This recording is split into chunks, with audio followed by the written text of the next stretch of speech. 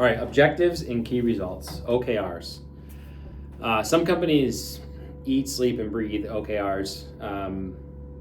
I think if that's ingrained in the very beginning of a company or very beginning of an organization, I think it can be really useful. There are some really high performing companies like Google that love OKRs. I find it really difficult to implement that into an organization that's already not doing that. But I do find it to be an incredibly helpful way of thinking. So when people show up to meetings and the meeting just kind of goes off in a million different directions. I've done this a few times. I've come into other companies, organizations, and they have 4-hour meetings of discussion. No action, nothing ever happened. Just one topic led to another topic, led to another topic, led to another topic, led to another topic. And then at the end of a 4-hour meeting, we discussed a million things, but never actually hit an endpoint or built an action item or did anything for it. It was just a discussion.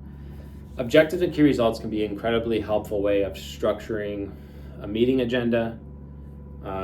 Objective, discuss next week's sale. Key result, everybody on the team has their tasks of what needs to be done. So you start talking next week's sale and somebody's like, oh, last time we did a sale, this happened. And yeah, man, it was an operational nightmare. And then we were thinking about this other thing, and my kid was at soccer, and it was this crazy thing. And then it's and it's oh, okay, great. Yeah. And then you end the meeting, and you're like, are we doing the sale next week? What am I supposed to do for the sale? If you have the objective, discuss next week's sale, and then you have the key result, make sure everybody has their tasks for next week's sale. Well, when someone goes off about their kid's soccer, you can look at your agenda and say, does everybody know what they're supposed to be doing next week for the sale? And gets back on track. I've seen meetings go from 4 hours to 2 hours with actual action items and things getting done, simply because it was more structured. There was an objective. Let's talk about this topic. And then these key results say we confirmed we talked about that topic. We have action items. We know what's happening from that objective. So how complex you want to make these really depends on what you're trying to do. I feel like if you have somebody in your organization, or you have some people in your organization, or if your organization in general just struggles with getting to the point, think about using objectives and key results. You want to have a meeting with Timmy? My objective with Tim is to have a performance review and discuss what's not working.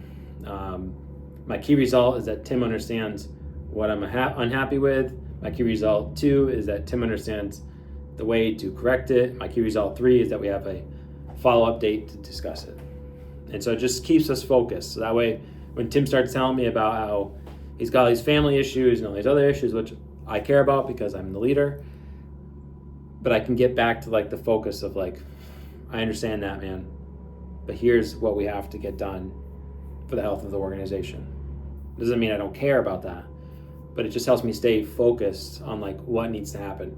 Objectives and key results, incredibly powerful tool, especially for those who are easily distracted. Yeah, ADHD, use objectives and key results.